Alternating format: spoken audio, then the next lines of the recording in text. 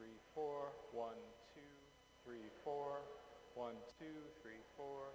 1, 2, 3, 4. 1, 2, 3, 4. 1, 2, 3, 4. That's too loud. 1, 2, 3, 4, 5, 6, 7, 8, 9. Is that good? Let me know when you're happy. 1, 2, 3, 4, 5, 6, 7. 1, 2, 3, 4, 5, 6, 7, 8. 1, 2, 3, 4, 5, 6, 7, 8, 9. 1, 2, 3, 4, 5, 6, 7, 8, 9, 10. 1, 2, 3, 4, 5, 6, 7, 8, 9, 10. 1, 2, 1, 2, 1, 2, 1, 2, 1, 2. Let me know. 1, 2. Noon song sam si ha hawk chet pad. 1, 2, 3, 4, 5, 6, 7. 1, 2. 1, 2. 1, 2, 3. 1, 2, 3, 4. Are you happy? I think it's good. All right, I'm going to go down 2 real quick.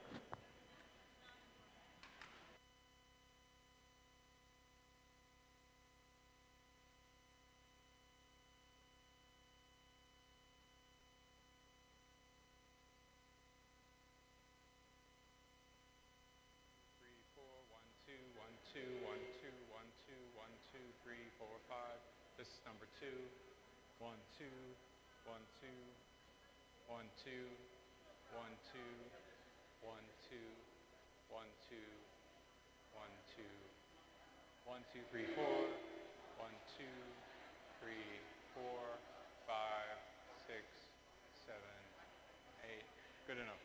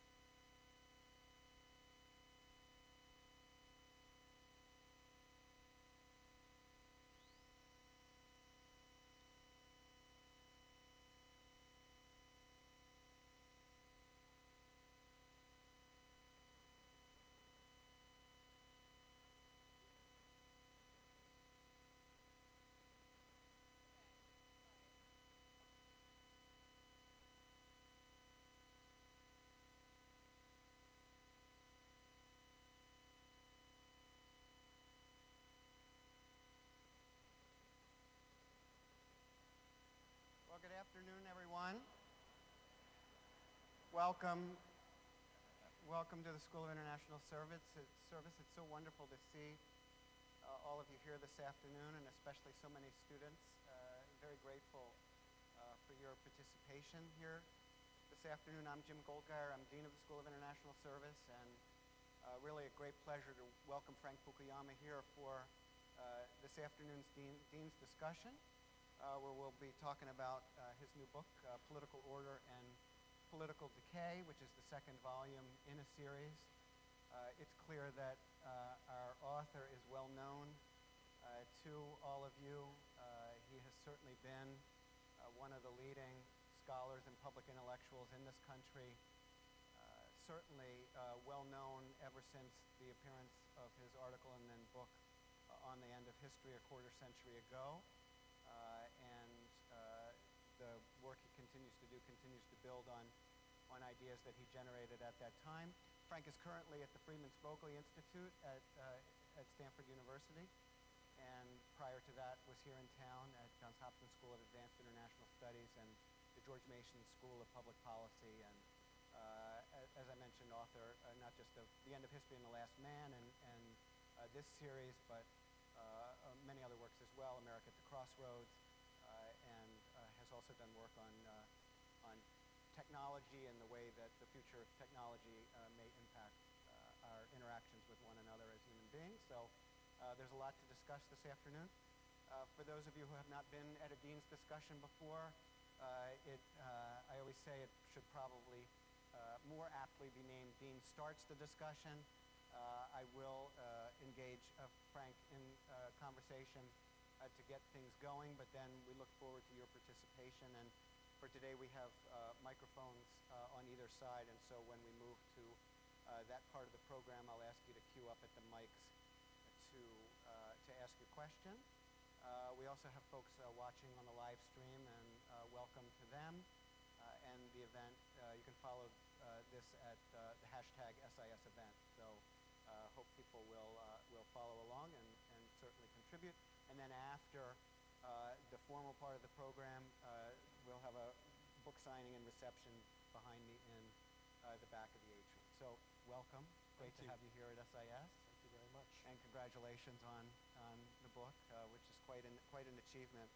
I wanted to start by asking you to reflect on someone whose work you discussed quite a bit in this book, and that's Sam Huntington and his earlier work, Professor Huntington's earlier work on political order, and how you see your own work as building on his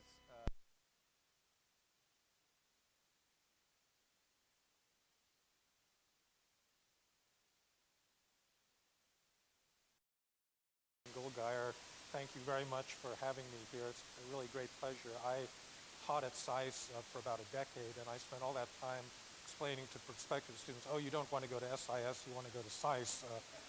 But I can see that, that was a narrow perspective, and SICE doesn't have a beautiful building like this, I must say. So it's really a great pleasure to be here. So Sam Huntington was a mentor of mine when I was in graduate school. The first book he wrote was one called Political Order in Changing Societies. It was published in 1968, and they did a reissue. It had been out of print, and in 2005, Yale University Press wanted to republish it, and he asked me to write a new preface for that book. I use that book a lot in my teaching. I think it was really a foundational book in comparative politics. So I agree, but in the course of thinking about it, it seemed to me that there was a lot of things that were out of date, or the book really needed to be seriously updated. So for example, it begins with this very famous, infamous sentence that the Soviet Union and the United States are equally developed political systems, and they both permit a high degree of political participation, which is something I don't think anyone would assert today. And there are some other empirical things he got wrong. But there's one central insight that Huntington had that is the point of continuity between that book and the two-volume book that I've written. I think you can summarize Huntington's conclusion as follows, that all good things do not go together. this had to be seen against the backdrop of what was called modernization theory in the middle of the 20th century, which was the dominant way of thinking about development in American academia. And the premise of modernization theory was, in a certain sense, that all good things did go together, that you would have economic growth, you'd have social mobilization, you'd have the growth of individualism, cultural change, and political democracy, all being part of a seamless process of modernization, and that all of those components would interact in a positive way, and they'd all be mutually supportive. And Huntington came along, and so this was the period of the Vietnam War, coups and civil wars taking place all over the now former colonial world. And he made the simple observation, look, all good things are not going together. And in particular, he said, when you have rapid social mobilization brought about by rapid economic change, that can be politically destabilizing. Do not expand to accommodate the demands for participation, and then you get political decay. And he said that was what was going on in many developing countries at that time. And in light of, I think, some of the more recent books that have been written on the subject of development, where we've gotten back to this belief that all good things go together, I think Huntington was very important in pointing out that sometimes you have to make choices in development, and sometimes advance in one dimension of development can actually undermine advance in another, and that's kind of a central issue. So for example, in the current volume, I have a long discussion in the first part about why is it that some countries develop modern, what we call Weberian states, that is to say, merit-based, meritocratic, based on expertise, with relatively low levels of corruption of the sort that you see in Sweden or Germany or Britain. Why is it that some states develop that way and other states remain mired in patronage, corruption, nepotism, and the like? And even within the European Union, that was really the big dividing line between North and South Europe, because Greece, it turned out, had a very, in many ways, very corrupt political system. And from the standpoint of somebody that really likes democracy and believes in democracy as a normative, it's a good way to govern, the answer that I come up with is a little bit disappointing, because it basically argues that if you democratize too early, before you've managed to reform your state and create a modern state, then it's actually bad. The early introduction of democracy tends to undermine the quality of governance. And the best example of that is actually what happened here in the United States. So in the US, this was one of the first countries to open up the franchise to basically all white males. This happened across America in the 1820s. It brought to power a fellow named Andrew Jackson in the 1828 election. So this is, he ran against John Quincy Adams. So John Quincy Adams was a Boston Brahmin. He went to Harvard. His father was John Adams, the second president of the United States. He spoke several European languages.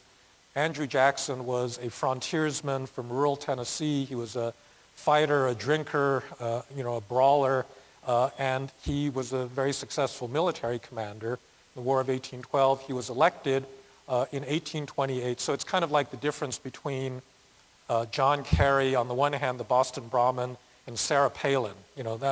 There's certain continuities in American politics that remain to the present day. He's elected in 1828, and he says two things. I won the election, so I get to choose who staffs the U.S. government. And second, it doesn't take a genius to run the American government. Pretty much any ordinary American can do this. And the result was that you had the start of what's known historically as the spoils system or the patronage system, in which almost every single official in the U.S. government, from the federal government down to a municipal level, was there as a payoff to some politician. And it led to high levels of corruption, pretty ineffective government, and it was another century until the United States was actually able to fix this problem. And the reason this happened was not because Americans didn't understand what corruption was. It was the easiest way to mobilize people when you're at a low level of income and education. You mobilize them by offering them jobs in the government or by Christmas turkeys or, a get out of jail card or something like that. And so I think, contemporary Mexico or Turkey or Indonesia or India, all of these are democracies that face this kind of patronage, this problem with patronage in their political systems. They're not unusual countries. I mean, we tend to look down on them and say, don't you know what good government is supposed to be like? I think that this is actually the way that countries develop. But it indicates that all good things do not go together because, democracy in that sense is really the opponent of expertise, technocracy, the things that I think go to make up for, competent modern government. So building on that, you show this very nicely in the book, the trajectory of the United States, this sequencing issue that you then use comparatively with other countries and with respect to, in the U.S. case, the democracy first and the administrative capacity later. And I know much more about the U.S. Forest Service than I ever expected. There's a very nice discussion of meritocracy with respect to our government agencies, but then as we get to the modern period, you talk about how the way in which we earlier sort of overcame our own sequencing problem. We currently face a set of issues with respect to our own democracy, where you say that too much law and too much democracy relative to American state capacity has led to a vetocracy. Vetocracy? Vetocracy. And I want to ask you to talk a little bit about that, I mean, with respect to the trajectory, the problems that we face today in the United States, but also in that context, it still seems that Americans are more worried about unchecked power than they are the deadlock. And when we think, for example, about ways that vetocracy might be overcome, you could have the branches of government all controlled by the same party as a possible way, and Americans are very suspicious of that because they want those checks. So can you say a little bit about that emphasis in American psyche? Well, actually, I think it's helpful to put the United States in a broader, even broader context. So the framework that I developed through the 2 volumes is that there are basically 3 important sets of political institutions that constitute a modern liberal democracy, a modern political order. So the first is the state. You all should have learned Max Weber's famous definition of the state, the legitimate monopoly of force over a defined territory, which I still think is a very useful definition. But the point is that a state is all about power. It's all about the ability to concentrate and use power to keep the peace, to deliver services, to enforce laws, and so forth. So that's one. Number 2 is the rule of law. The rule of law is not the rule of law if it doesn't apply to everybody. So if the president or the king or the prime minister is not subject to the law, you're really not talking about rule of law. You're talking about something maybe like rule by law. The rule of law is a constraint. It is a constraint on the power of the most powerful people in the political system. And then finally, you have democracy, which is a series of procedures to try to force the government to respond to the wishes of the whole population rather than just of the ruling elite.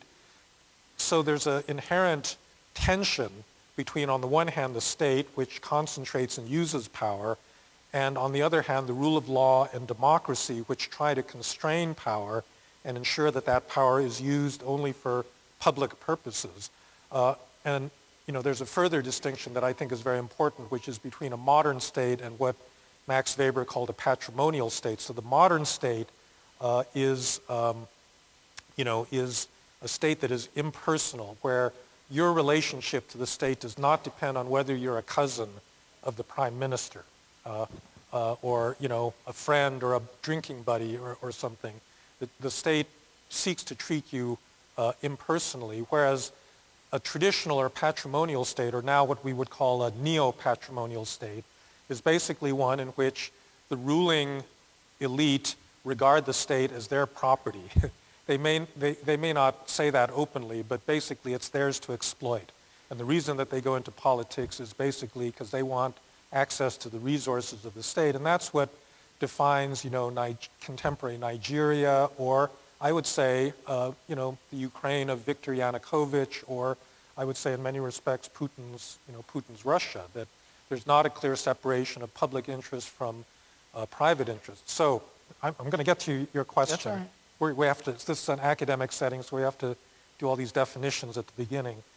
So I think that all regimes can be characterized as having some combination of these three institutions. So what I argued in the first volume was that China actually developed a modern state, that is to say an impersonal, bureaucratic, merit-based state, and they did this 2,300 years ago at the time of the Qin unification in the 3rd century BC, and that has basically been the pattern of Chinese government, that they're very, very good up to the present moment at running a centralized, bureaucratic, impersonal state. On the other hand, what the Chinese don't have are any of the institutions of constraint. They've got some rules, but nothing like a real rule of law that's going to constrain the Communist Party, and they certainly don't have democracy. So to get to your question about the United States, I would, in a certain sense, put the United States at the opposite end of that spectrum, where Americans really distrust power. The whole American Revolution was fought against, the tyranny of George III. The deepest, I think, layer of American political culture is really distrust of the government and distrust of concentrated political power. And the Founding Fathers, therefore, created a political system that creates many, many checks and balances to prevent untrammeled power from operating. And that's our Constitution. So in a sense, we're kind of at the opposite end. And you can locate most other countries in the world as having some different combination of these three different sets of institutions. And by the way, I think that that's a problem, because I think the United States is really, it's felt so guilty and uncomfortable with power. We don't exercise it very well, and therefore we don't perform a lot of ordinary functions of government very well, like Congress passing a budget, which we haven't done since 2008.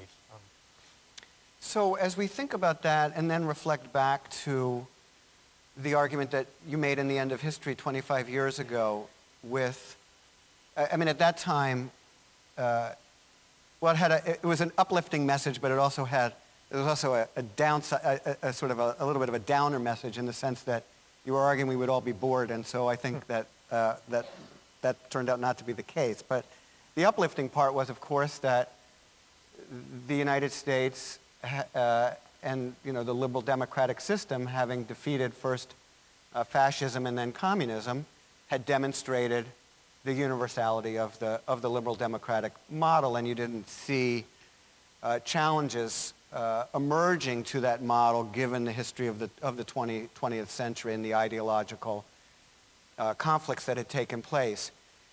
You talk about China in the book, and you talk about the challenge that China poses to this question and the potential of the Chinese model. But you do also see problems with Yes. the sustainability of the model. You talk about the bad emperor problem, and then you also talk about issues related to the challenges of legitimacy in that type of system. How, as we look out, sort of how will we know how serious the challenge is that China poses to the liberal democratic system that we know? And on the one side, with respect to liberal democracy and the universality of liberal democracy, and as you point out in the book, we're not the only country with problems, and many of our European allies are also suffering from problems as well.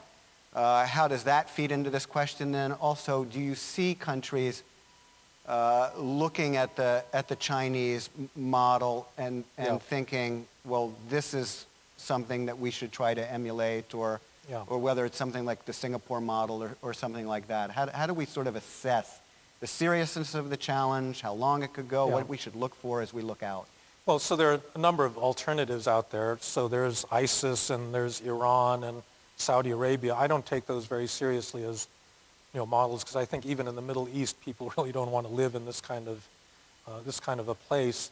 And the Russian model, I think, is very corrupt, and it's so dependent on energy that I think that's also not a very useful model. But China is impressive in many ways, precisely because they have enough state capacity. It's not just that they're growing like gangbusters, but just in terms of being able to deliver, things like electricity, water, toilets, to their population. It's been very impressive what they've succeeded in accomplishing. And they've done it in a way that is more responsive than many other authoritarian regimes. For example, they've got term limits of a sort. So there's been now 3 turnovers of power after 10 years where one set of leaders steps down and another group takes over. If Mubarak or Ben Ali or Gaddafi had stepped down after 10 years, they would probably be favorably remembered by their countries. But in other parts of the world, authoritarians just don't know how to get out of the way. So the Chinese, there are certain things that they do very well. In my mind, the big question is the sustainability. So to your question of how will we know whether this is a serious model, I'd say in 25 years, if China stays on track, it's now got a bigger absolute economy than the United States. It seems to be stable, and we seem to be stuck, like Japan has been for the last 20 years in extremely low growth with social unrest, and the Europeans do too, then I'd say we got a really, really serious problem. So, so that's how I think you need to evaluate political systems. It's not how they do in any particular decade. It's how they do over, a much more extended period of time. And in that respect, I think democracies have a reasonably good track record of being able to correct their problems. But I'm not making any predictions about how that's going to come out. Now, I think the particular problem in China, there's a number of them having to do with legitimacy and what's the real basis for the rule other than performance. But the bad emperor problem that you referred to, I think, is a very serious one. And this is one that the Chinese themselves recognize. If you have this kind of regime that I'm talking about, where you've got a very powerful modern state, but you don't have any formal constraints on state power, then if you've got a good emperor in charge, you can do wonders with this system, because you don't have interest groups and lobbyists and, have to worry about the next election. You can just do something. So Deng Xiaoping, in 1978, because he was a good emperor running this kind of system, could transform China with a speed that no democracy could possibly match. But as many Chinese recognize, what guarantees that you're going to have a good emperor in the future? And I think this is exactly the problem now with Xi Jinping. He has been basically running this big purge of the party on corruption, on the grounds of anti-corruption. He's got everybody terrified, and he's probably on a track to be the most powerful leader of China since Deng, and maybe even since Mao Zedong. Nobody has any idea whether he's going to be a good emperor or a bad emperor. I mean, exactly the same exactly the same power could be used to liberalize the economy, to eventually open up the political system, or it can be used in a tyrannical fashion, and we just don't know. And unfortunately, if he turns out to be a tyrant rather than a benevolent despot, there's nothing you can do about it, because China's going to be stuck with him for the next generation. So I think that's basically China's problem right now. And you don't, global governance is not a subject of this book. You've written about it elsewhere. But as we think about these two different models of the United States and China, how does that affect the shape of global governance going forward? The United States has led the international system, created the institutions that we see out there in the world after World War II, and had the challenge from the Soviet bloc during the Cold War, but then emerged as without question, the world's leading power after the end of the Cold War, and it still is the world's most powerful country. But you do have these other emerging powers, and particularly you have this alternative model that the Chinese have domestically. We haven't seen that yet having a major impact on global governance issues. But is your expectation that we should be preparing for a transition within the international system because of the difference in the domestic orders? Well, I think as China gets more powerful and as Europe and America stagnate, I think that kind of shift is going to be inevitable. And I actually am not looking forward to it. The United States has made a lot of mistakes in the last, generation. I think Iraq was a mistake. I think the Washington Consensus was a mistake. So our leadership has not, been perfect. But on the other hand, we have overseen the growth of an international order based on openness, openness to trade and investment. And as a result of that, global output has quadrupled since 1970. So, a lot of people have gotten considerably wealthier as a result of this kind of American hegemony. And I think that the kind of order that would exist if China were the hegemonic power is, I don't think it's going to be as open. And so it's interesting because I don't think the Chinese themselves really anticipate being in this kind of leadership position, and therefore I don't think they've completely thought through what kind of world they are going to want. But given that the vision for the international system tends to reflect what you've got at home, and their system at home is one of pretty centralized control, I can't imagine that it's going to be as open as the one that exists now. Well, there are a lot of folks here, so we should open it up. As I said, there are mics on either side, so if you can queue up, that would be great. And hopefully you will have a question, and relatively brief question, so that we can get as many in as possible. And I would just ask that you identify yourself before you ask your question. And I would really encourage our students to get up in line. And I always like to start with a student. So I'm going to go over here first. All right. Hello, Mr. Fukuyama. It's an honor. My name is Luke Toma. I'm a freshman here at SIS. And the question I have for you is this. You talk a lot about the importance of openness and the importance of democracy and how that is one of the necessary functions of a good, stable government. And yet we see in Eastern Europe and Russia how that model has been tried, despite the fact that you said that development isn't there yet. When these models are tried and failed, do you think that liberal democracy or democracy in general will ever flourish in some countries in Eastern Europe and Russia? Or do you see them moving towards a new model? And if so, what do you think that will be? Well, I contest the assertion that it's been tried and failed in Eastern Europe. I mean, Poland is probably the single most successful country in the European Union right now. They tried the model and they're going gangbusters. I mean, it's an extremely successful one. I know that a lot of Russians believe that they tried democracy and capitalism in the 1990s and that it failed, but that was not democracy and capitalism. I mean, that was a kind of gangster, cronyism. And I think there, the big mistake was, so I'm not saying that democracy is a perfect system. I'm saying that you need democratic accountability, you need the rule of law, and you also need a competent state. And the one thing that the Russians, have not managed to do is to produce actually that, modern competent state. If they had had that in the 1990s, then their transition would have been, I think, much more successful. So they haven't even tried democracy, and now they've rejected it.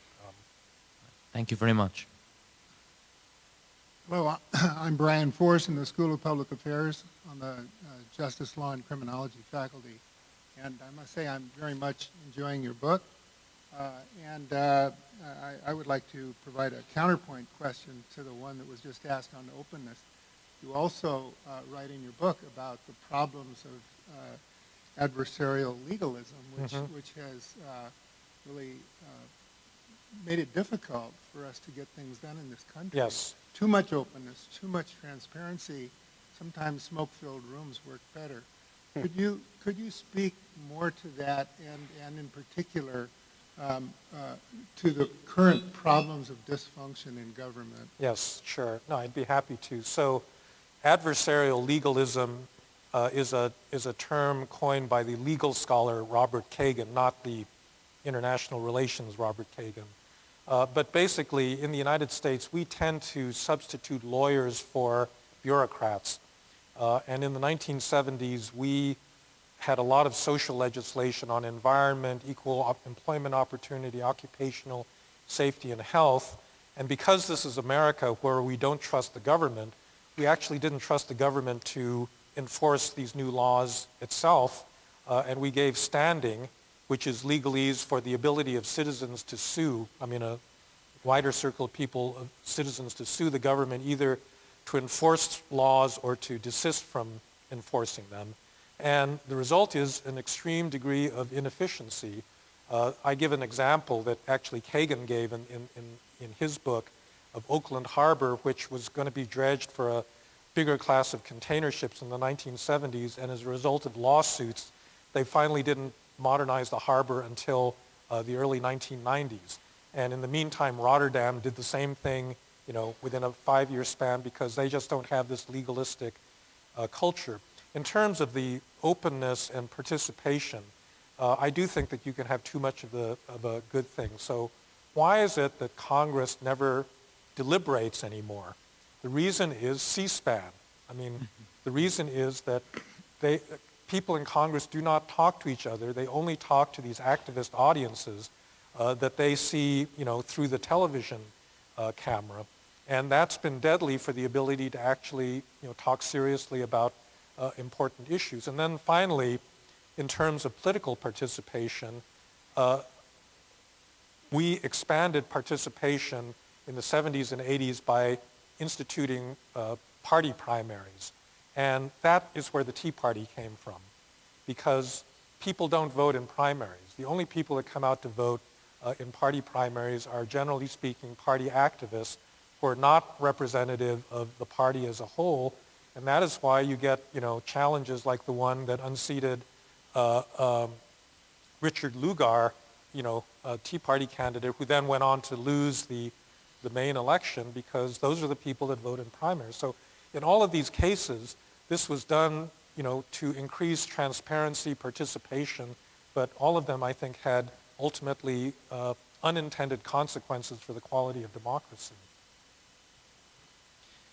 Hi, I'm Joe Wagner. Again, I'm a freshman in the School of International Service. By the way, when I was a freshman, I never would have dared to get up and ask a question in an audience like this. So I commend you. So I was at another university last week giving a lecture, and my lecture finished, and the person who was hosting me said, now Q&A, and would like to start with a student. No student.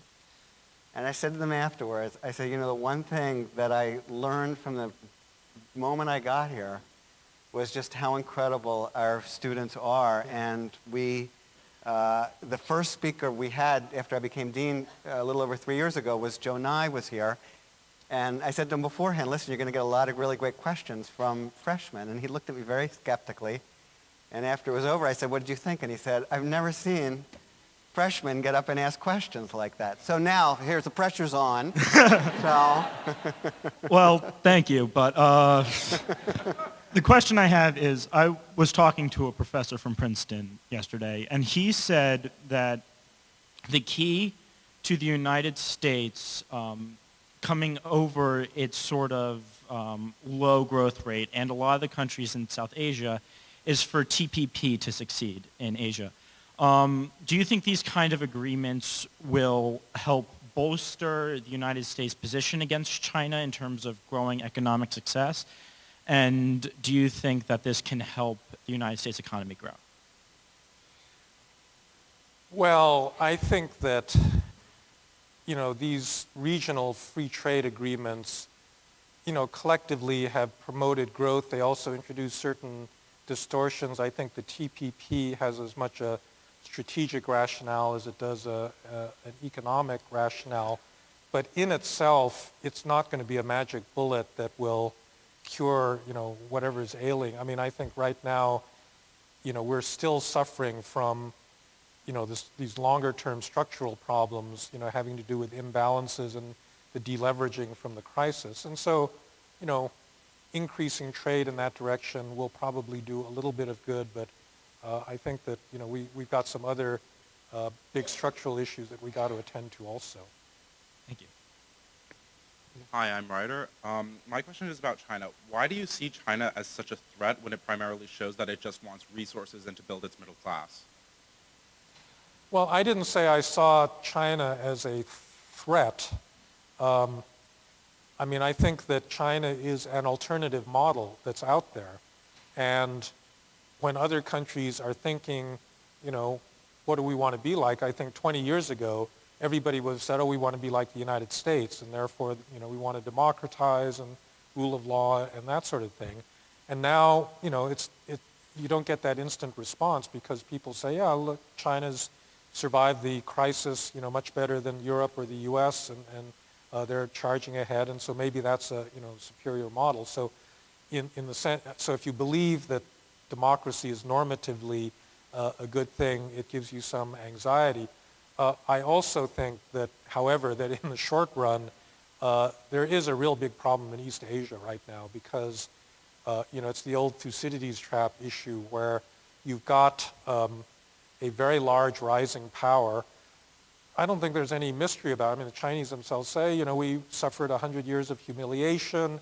We were always a great power. Now we're back, and we just want to be recognized for what we always were. And the United States, Japan, you know, ASEAN, they don't recognize that. And there's been a huge increase in nationalism in that, especially in Northeast Asia, in China, in Japan, in Korea. I don't think anybody is going to deliberately start a war there, but I think it's a very combustible situation, and I'm actually quite, you know, worried about the possibility of conflict in that region. Hello, my name's Richie Abel. I'm another one of the freshmen here. I'm double majoring in business and political science. So my question is in regard to the Islamic State. I remember in 2013 you wrote the article Beyond Coin, and the takeaway from that I thought was that our political positions and our military positions are mismatching, and that led to the failure of the Iraq War. Do you see history repeating itself in that, again, we are mismatching our goals and getting into conflicts that maybe we shouldn't or maybe we should get more involved in? Well, no, so I'm perfectly happy bombing ISIS. I think somebody's really got to, you know, put them back in their cage.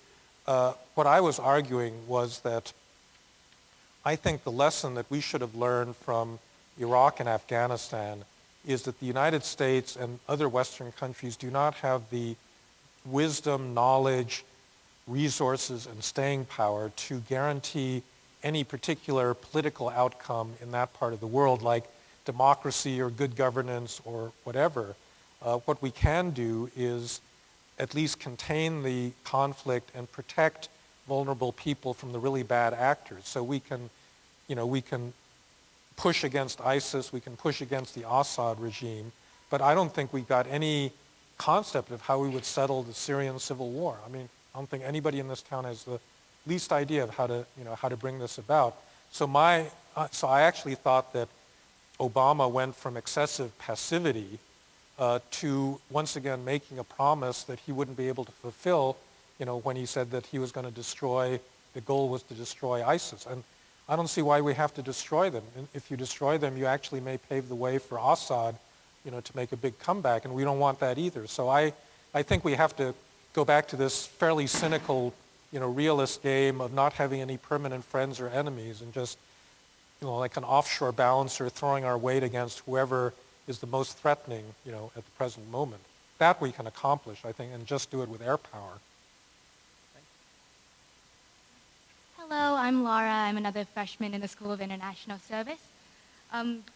My question... We have over 600 of them, by the Yes. way.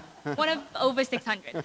My question actually is going back to China. You said in the transition of power that you did not believe that China was ready or prepared to take on the position that maybe the U.S. has at the moment.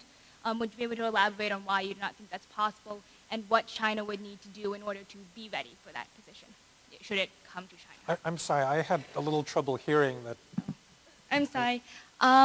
My question's about China. When you talked about the transition of world power from possibly the U.S. to China, you talked about how you did not believe that China was ready or prepared to take on that position. Yeah. Would you be able to elaborate on that point and elaborate on what China would need to do as a nation to become ready for that? And I just want to add to that, because we established this strategic and economic dialogue with China, and my understanding over the recent years in terms of how that's gone has been that there's been an effort on the part of the United States in those conversations to really try to find out more about what the Chinese want. I mean, what are their ideas moving forward? And they're not getting a lot from the Chinese with respect to ideas about what to do. It's really more the Chinese still looking to us and basically reacting to whatever we're putting forward. Well, I don't know. It seems to me that if you read a lot of the statements that come out of the Chinese leadership, I'm not sure that there's that much uncertainty. I mean, I think that they would like to be the regional hegemon. I don't think they've got except for these islands, they don't have really big aggressive intentions towards anybody, but, they want to be the dominant power, and they would like to push the United States out of the position of being the dominant military power in at least their part of the Pacific Ocean. The part that I think is uncertain is in the question of, providing global public goods. So the United States protects sea lanes, and it maintains, an interest in free commerce and, this sort of thing. It tries to stabilize, unstable areas like the Middle East and that sort of thing. And that's where I think we don't have any idea what China is going to do. I mean, if the United States withdraws from the Persian Gulf, are you going to see Chinese aircraft carriers sailing, up the Straits of Hormuz, trying to stabilize, and protect sea lanes and this sort of thing? There, I think we really don't know whether they do that. And then in terms of, creating a trading order and rules we have emphasized a rules-based international order. Are the Chinese going to invest, the same amount in creating that kind of system? There, I think we just, we don't know. And I would guess they're not going to invest nearly as much as we have. Right. I mean, shouldn't they just free ride like everybody else? Well, except that, I mean, that the economic thing is one thing, because that'll stay there. But, if you think about the 9-dashed line and their territorial claims in the South China Sea, that is not something that anybody else in the region accepts. I mean, that's really an effort to change the status quo, quite substantially. And there, I think you've got the grounds for considerable conflict. That's not contributing a global public good. That's actually, I think, creating a problem. Thank you. Hi, I'm Agnes Lee. I'm in SIS, the second year in my undergraduate career. I wanted to ask about your opinion on the arguments posed by Moises Naim in his book, The End of Power, which is inspired by your essay, The End of History, where he addresses the decay of power of hegemons, both domestically and internationally, and the rise of powers in those microeconomies of developing countries like those in ASEAN. I want to hear your thoughts on that. Yeah. Actually, Moises is a good friend of mine, and I actually read that book when it was still in a manuscript. And I told him back then that I thought that the general assertion was a little bit too sweeping, because in certain domains, there's more power than ever. But I think that he's got a fundamental insight in the following sense, that there's been a lot of growth of a middle class, of educated people, and then of just communication and connectedness. And this kind of mobilization has made people much more aware of problems in government, of their ability to, act collectively. And that puts a lot of pressure on existing power structures. So the demonstrations that you saw in Turkey and Brazil last year, I think, are cases of this. In fact, the Arab Spring is a case of this, that a lot of people are challenging existing power holders, and that makes the exercise of authority much harder, because people won't take things lying down anymore. Even in a very successful country like Chile, I mean, it's the fastest growing, the most successful in many ways democracy in Latin America, and they also have had these huge student demonstrations because the expectations of their population keep outrunning the ability of the government to actually provide for them. So that's the sense in which I think he's really onto something, that it's much harder to exercise authority in many domains these days. Good afternoon. My name is Danny, and I am not a freshman here at SIS. I'd like you to comment on what you were speaking about in the early part of your talk. You were making the comparison between John Quincy Adams and Andrew Jackson. Yes. The drinker and the brawler and the Boston educated, and then leading into John Kerry and Sarah Palin. One of the tenets, it seems to me, of democracy is being able to open up leadership structures to all comers. Mm-hmm. But it sounds dangerously like you are saying that sort of the more educated class should be in power when you commented on opening up democracies too early. It sounds as if that you're making this distinction between classes, and I'm wondering if you could comment on that a little bit more, please. Well, so this gets back to, this all good things don't go together. So I think, one principle of modern governance is that it depends on merit, education, knowledge, and I think the demand for that sort of thing has gotten greater as the economy has expanded, as you globalize, as everything gets more complex. I mean, if you're on the staff of the Federal Reserve, everybody on the staff of the Federal Reserve is basically a PhD economist.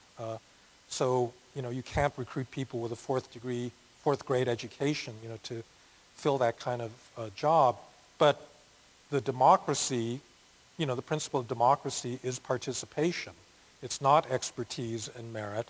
And those two principles, clash, and so there is actually a tension. I think the way that you properly resolve it in a democracy is that the people are in charge, right? There's no question that it's popular sovereignty, so the people decide on the ends that the government will seek, but then, is it actually the people themselves that are going to be implementing, healthcare policy, or are the people going to be running the Centers for Disease Control, or are you actually going to have trained medical personnel running, those centers?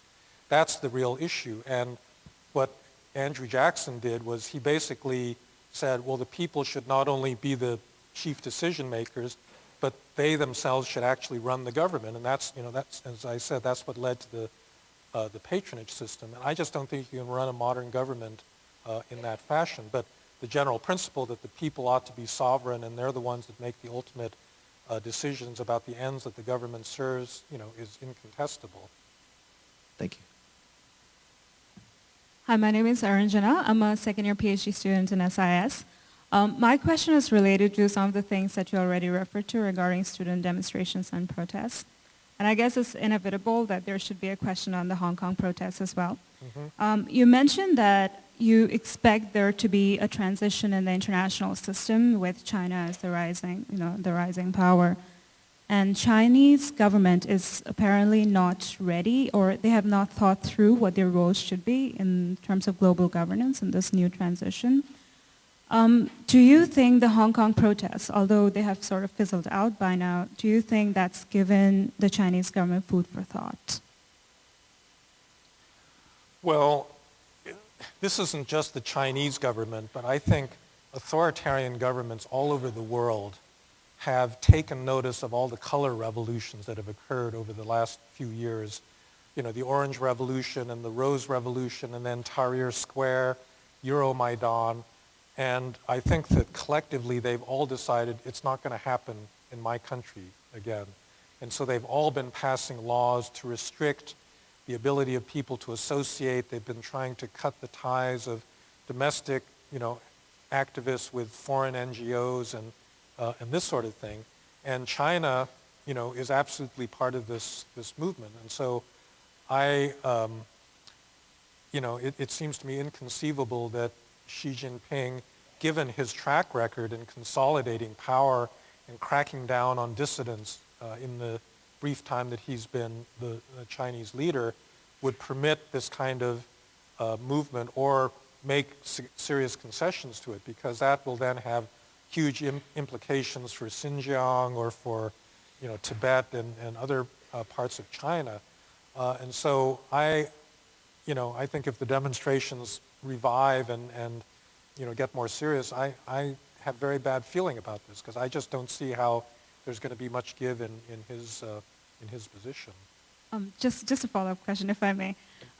Just like we saw in Iran how after the coming of Hassan Rouhani, things sort of started changing a little bit in terms of their position on developing their nuclear weapons program.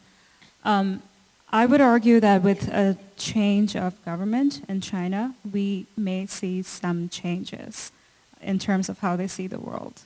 What do you think about that? The one thing that makes China a higher quality authoritarian government than many is that when they face protest, they don't simply repress it. A lot of times they actually accommodate it. There's thousands of protests, many violent in China every single year. And, the Chinese government actually tries to deal with the source of the discontent, whether it's land seizures or corruption or whatever. And so, I think it's true that even if these protests die out, they may think in the long run, well, we've got to do something to make sure that this source of discontent, doesn't happen again, short of actually conceding the main point of the demonstration. So in that sense, there may be some responsiveness. Thank you. And what do you think the role of the United States is with respect to peoples who are trying to seek reform of their systems? I mean, we'd get blamed by their leaders anyway for having, whether we're actually involved or not. But do you think it's the role of the United States to try to support reformers in these countries? And if so, what are the means through which we can do so that are effective? I think that this is a kind of prudential issue so that, for example, during the abortive Green Revolution in Iran, I think that any overt American support for those demonstrators would have been the kiss of death for them. And so that's why I think we kind of backed out and anything we did was extremely indirect. I think that, you're courting a lot of trouble if the United States were to overtly support, the folks in Hong Kong. But we can certainly, behind the scenes, do a lot, and we can certainly protect individuals. I mean, we can make it clear that we care what happens to, particular, focal points for government anger, that sort of thing.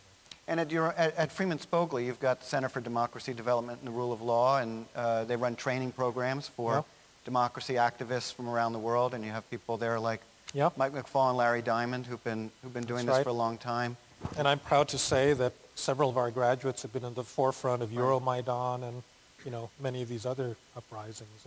Right. So how do you see those kinds of No, that I think, you got to level the playing field in these authoritarian countries. And one thing you can do is to actually, show activists, that they're supported and there are other people in similar situations that think in similar ways. In fact, one of our graduates, Dmytro Potyekin, in Ukraine, was actually captured by the rebels in Donetsk and was in jail for about 6 weeks. He finally was released a couple weeks ago, but he was fighting the good fight. Hello, Professor Fukuyama, and I'm also one of those freshmen from the SIS. My name is Zitian Sun, and first of all, I appreciate your thought and your expertise on the Chinese problem since I'm a Chinese. And you mentioned that Chinese government doesn't know their position in the global status, and in fact that in domestic situation, that is one of the weakness being largely criticized. However, one could argue that Chinese government especially does not act aggressively on the international platform because they do not have a strong military base. Basics. So, we understand as a general public that U.S. we criticize Iraqi war and the thing happens in Afghanistan, but we can see this American hegemony that they can do whatever they want. Even the UN say no for it. So, what is your comment on it? Well, watching China's behavior over the last few years kind of made me think that a lot of the stuff I learned in the basic IR theory courses was actually right. Kind of basic realist theory that your ambitions expand with your relative power. And so I think in China's case, that's really what's been happening. And in that respect, they're not behaving any differently from any other power, including the United States, where I think we behaved pretty arrogantly when we thought that we were the sole, hegemonic power. And so up until 2008, pretty much, Chinese talked about their peaceful rise. They tried to settle border disputes, amicably. They didn't make strong demands of everybody.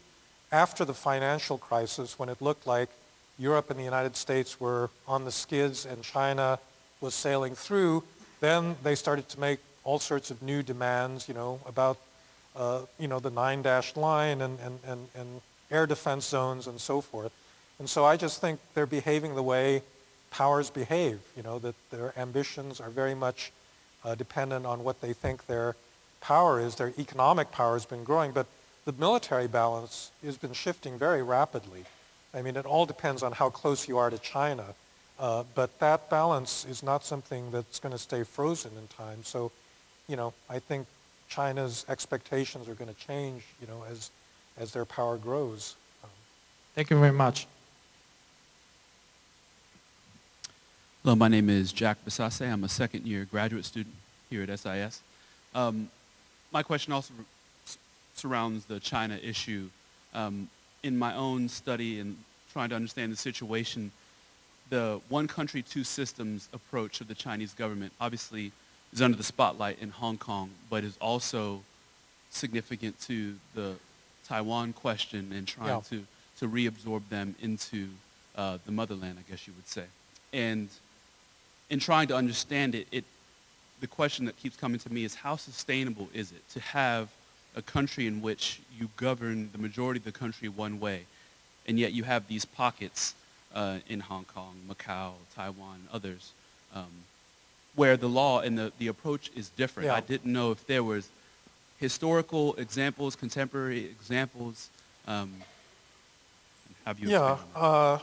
Right. So actually, Taiwan is one of the things that's probably restraining the current Chinese leadership, because Hong Kong has always been a model, so they can go to Taiwan and say, look, if you come back into the fold, you're still going to be able to keep your system and so forth. Traditional empires work that way. I mean, the Roman Empire, they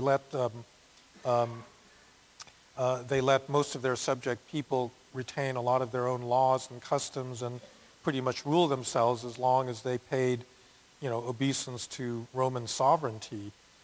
And that's the way that, many multinational empires have worked traditionally. And so I think, there is actually a long tradition of having these political units that are pretty divergent in the way that they're internally governed. Now, the world is different now because it's much better connected, and what goes on in Hong Kong is visible, in other parts of the world in a way that it may not have been in the time of the Roman Empire. So maybe that reduces it increases the spillover effects and therefore makes it a little bit more difficult to manage that kind of situation. But in principle, it does seem to me it could go on a long time. Thank you. Hi, my name is Jessica McQuarrie. I am a freshman in SIS.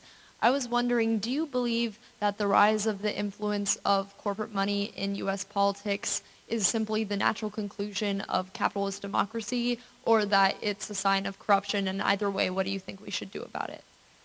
Well, I think that democracies there are other democracies, successful democracies, that can actually control the flow of campaign finance and money in politics much more success. A lot of people attacking campaign finance reform says, well, you can't stop this money, it's going to come in some way, but that's just not true. I mean, other democracies actually do have ways of controlling this stuff, and I think the Supreme Court, made tremendous mistake in this series, Buckley versus Vallejo and Citizens United, basically saying that money is simply a form of free speech. And I think, that decision really needs to be rolled back, because I do think it is tremendously corrupting. It's not just corporations. I mean, I think one of the big reasons you can't reform the American public sector is that a lot of public sector unions are simply too powerful, and they just put the brakes on it. And so altogether, you've got this system of interest groups that collectively do not add up to public interest. They overrepresent the people that have got money and resources. And this is one of the sources of political decay, is that any elite in that position is going to try to game the political system to protect their own interests. And I think that's what's going on in the United States. Don't get me started on the banking sector, because I think that's kind of the prime example of that. Thank you. My name is Yadira Rodriguez. I come from the Joseph Corbett School in University of Denver. And I wanted to ask you if you have any policy recommendation to follow up the political decay in the U.S. institutions, and how that relates to the veterans in the service.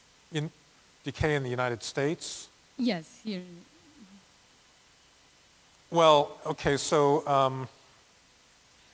part of the problem is that a lot of the problems that we're experiencing is this intersection of political polarization with this check and balance institutional setup that we've got. And the institutional setup is very deeply embedded in the U.S. Constitution. So, for example, in a parliamentary system, if you think the government bureaucracy isn't working very well, you can try to enhance executive powers, over the budget or something of that sort. And in our system, you can't do that. You can't go to John Boehner and say, oh, how do you feel about enhancing executive authority when it's President Obama that controls the executive branch? So, there are just limits. But nonetheless, I do think, so my general idea is that we can't move to a parliamentary system, but you can probably insert certain parliamentary type institutions into the American system. And the basic idea is you want to remove the number of veto points. So you can get rid of the filibuster, you can get rid of senatorial holds. I think in terms of budgeting, you're going to have to go to a system a little bit like the base closing commission or like trade promotion authority, where the budget is actually made by a much smaller group of people with more technocratic input, and then you go to the rest of the Congress in a single up or down vote in order to pass it. It's not enough of a crisis that anyone would consider giving up the powers, that legislators currently have, but I think down the road we may have to go to that kind of an institutional solution. By the way, see, this is a problem in presidential systems. So in Latin America, in order to overcome this problem of divided government and deadlock in Congress and between Congress and the president, the tendency has just been to delegate a lot of executive authority to the president, and that's not a good solution either, because that then leads to a kind of presidential dictatorship. Thank you. Hello, my name is Chelsea. I'm a freshman in SIS, and I'm also from China. So I think it's pretty interesting that you were saying how the fact that China is dominated by one party somehow makes the decision-making more efficient. Do you think how this kind of decision-making system would affect the demonstration that's going on in Hong Kong? Since you were saying that it's unlikely that the government's going to make a big concession to the demonstration, what do you think would be the best outcome of that demonstration? Thank you. Well, the best outcome would be if Xi Jinping says, yes, you're right. I think that Hong Kong ought to have completely free and fair elections, and we're not going to interfere. That's the best outcome from my standpoint. But I don't think he's going to do it, because I just think that sets some dangerous precedents for the rest of China, and it will have some effects on his authority within China. The best realistic outcome, I suppose, would be if the demonstrations subside, there's no need for a harsh crackdown, and then very quietly, as one of the earlier questioners suggested, that over time, there's some loosening, and the concessions won't come in response to the immediate pressure, but something will happen in the next few years that will in effect push China, or push Hong Kong at least, towards a more overtly democratic system. Thank you. Okay, hello, my name is Brian. I'm a first-year graduate student here at SIS. And my question is, this idea of an American-led world order seems to me it implies a sense of American exceptionalism, in the sense that a lot of American foreign policy makers, they believe that America's history or role in the world is unique. When you look at it, America was a British colony and it sought its resistance through armed revolution. So I would say that you can make the argument that America is a nation among other nations. So I get that this American-led world order, to me, it seems like a sense of exceptionalism. What is your take on that? Well, America does think of itself as exceptional. I think that right from the beginning of the American Republic, so on the dollar bill, there's the Masonic symbol, there's a pyramid with an all-seeing eye, and it's underneath there's a Latin inscription that says Novus Ordo Seclorum, meaning new order of the centuries. And, that's been the American, so American government is not just for Americans, it's a pattern for all of mankind, and Americans have believed that right from the beginning.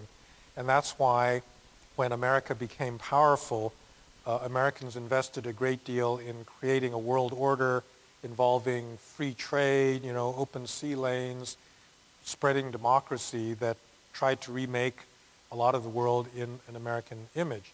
Now, I am the first to admit that we really screwed up in a lot of places, I think we screwed up in Vietnam, in Iraq. I think that, our period of leadership in the 1990s, when we were really the dominant power, and we were trying to force this, what's now denounced as a neoliberal model on a lot of countries, was a really big mistake because Americans didn't take the role of the state seriously. And that, I think the Russians actually have a real cause for grievance in the way that, in the bum advice that we gave them in the early 1990s. So that power has not been used all that responsibly at all times. That's why I think it's actually not good for any one country to be so dominant. It's I think, probably good to have some pushback, from other powerful countries so you don't feel that you can just get away with anything. I think if the Soviet Union had still existed, we never would have invaded Iraq and then gotten into all the trouble that, we got into. So it's a mixed bag, but I think on the other hand, that hegemony has brought certain, benefits in terms of this open order that I was talking about. So it's a mixed balance sheet. Thank you. My name is Richard Dawson. I'm a student at the MIS here. I'm very happy of having you here as a speaker. And my question is also in regards to China. Do you think that what actually is happening in Hong Kong is an indicator of the international type of leadership that China is planning to apply in the world in replacing American leadership, following the example set up by Russia in Crimea, in Ukraine? That will be my question. Yeah, I think the answer is yes. I think, China has an authoritarian government, and they don't want color revolutions, and they don't want to concede power in that fashion. They're just much subtler than the Russians, in their exercise of that. And so I think, Xi Jinping realizes that it's going to be really bad press if there's a violent crackdown in Hong Kong the way there was in Tiananmen Square, and so he probably wants to avoid that if he can.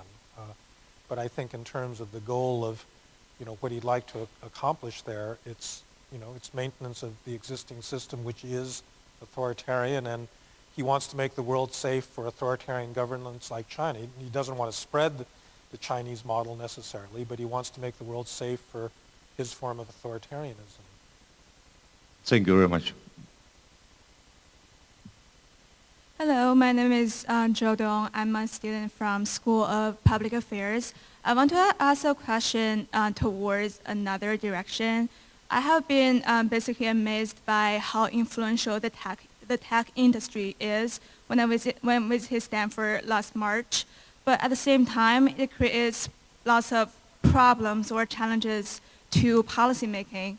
For example, like Uber, if there's like traffic problems or traffic accidents, how could they define themselves in this kind of problem, because they are not like traditional taxi company. So I'm curious about your opinion on this kind of issue as the tech industry has been influenced not only in the U.S.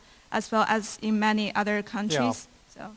Okay, so there's a narrow problem of the taxi industry, and then there's the big problem of the impact of technology on the labor market.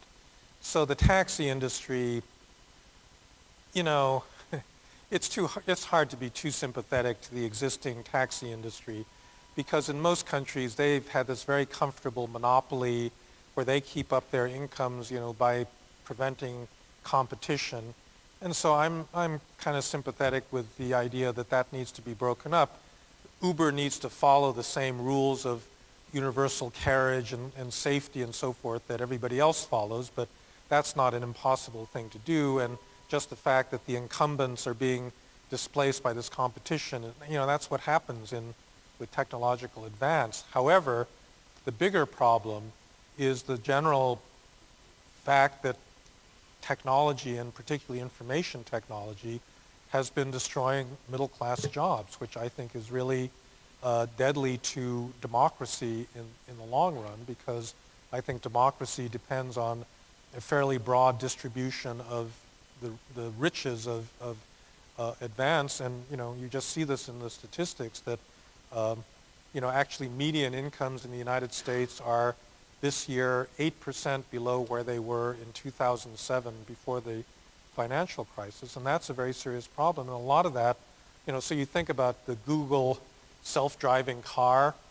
Once that becomes common in, 15, 20 years, think of how many low-skilled jobs as drivers are going to be destroyed by that single, you know, innovation. And that's the really big issue that I think we all face. It's not a issue of capitalism or, you know, the particular political system. That's really a question of just technology and technological advance. And I don't have an answer. I don't pretend to have an answer to what you do about that. I'll be calling an Uber for you later, yes, by the way. Yes, okay, good. Try getting a taxi out there on Nebraska Avenue. Good afternoon. My name is Tony Drexler. I'm an international health sector reform health development consultant. I work mainly in Asia. And I guess I'm a little bit concerned about what I see as a very static analysis, or a very static analysis in your description. I'd like you to speak a little bit about the process of institutionalization and the establishment of a competent state, the role of the state, and how that bleeds into or affects, I guess, first of all, how institutionalization can develop within a number of these states, and then how that bleeds into or leads to changes in rule of law and democratic accountability or democratization, taking perhaps examples of Taiwan, Korea, Singapore as a basis. I'm not quite sure I understand the question. I mean, I don't have a static analysis of this. I think that, like Samuel Huntington, for me, the single most important driver of change and development in the system is social mobilization. And the social mobilization is really the byproduct of economic growth, of, you know, changing communications and transport and so forth. And that's what raises demands for political participation, for better services, for, you know, or it can lead in other directions. So Islamism is a form of social mobilization that's based on, you know, a very different kind of idea. And that is, I think, the primary driver of change. And then the question is, do the institutions actually adapt to these changes in demand for participation? And that, you know, that's where I was saying that I think Huntington's analysis remains right on, because he understood that unless you get flexibility on the institutional side, you're going to have breakdown of the system. So you're saying that the that institutionalization or the development of the role of the state follows from the democratization of political process? No.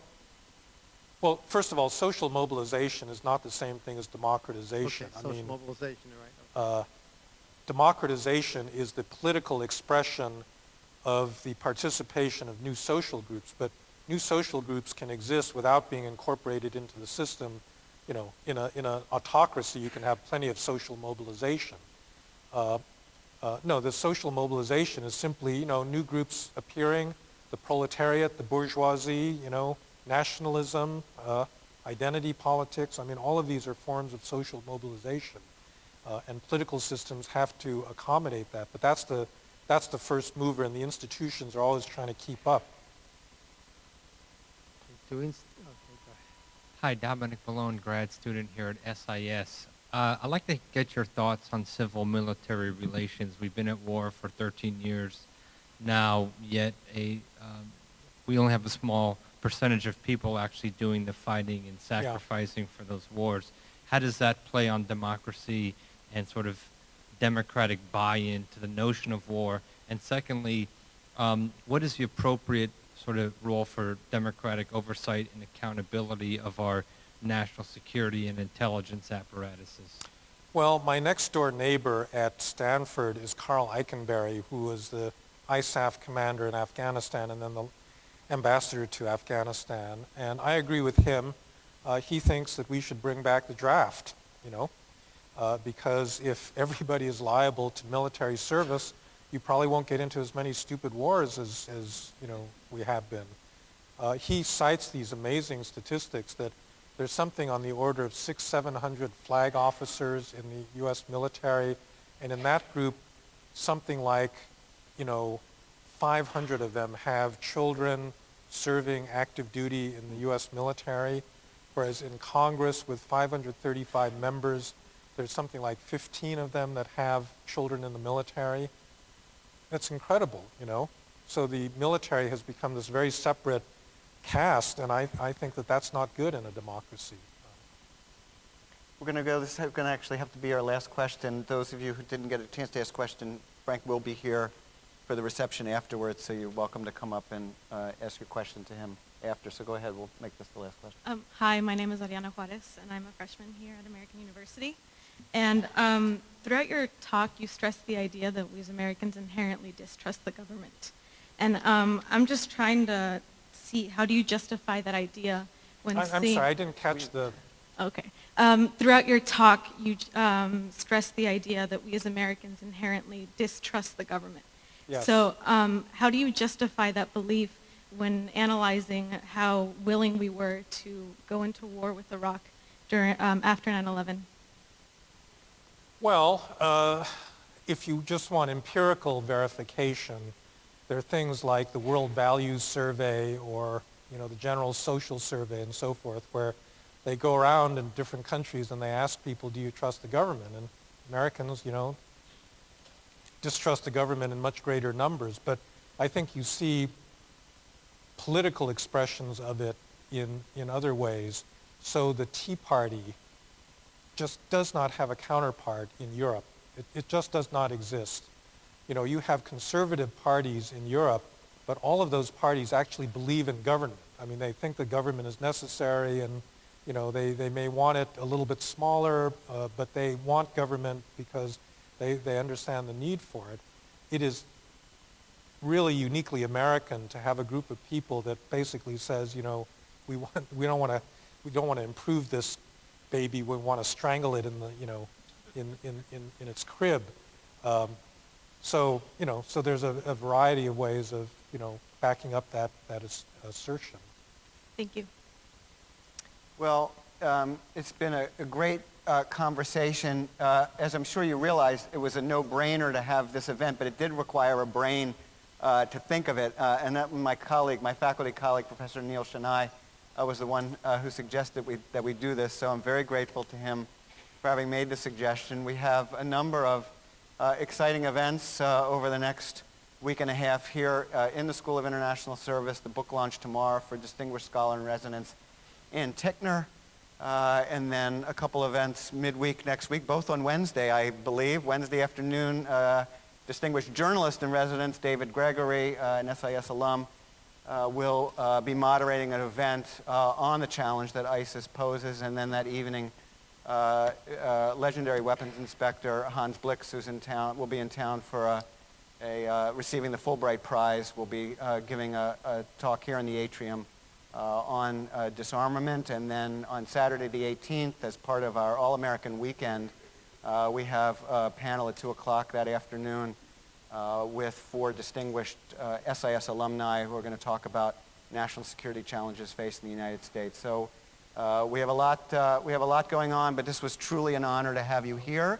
And I invite you all to come back, and the books are back here for sale, and Frank will be here. And really, again, thank you so much for coming to SIS. Thank you.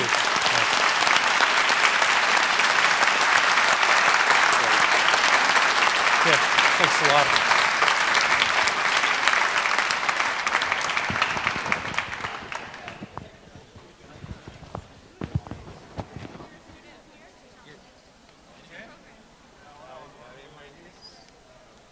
Executive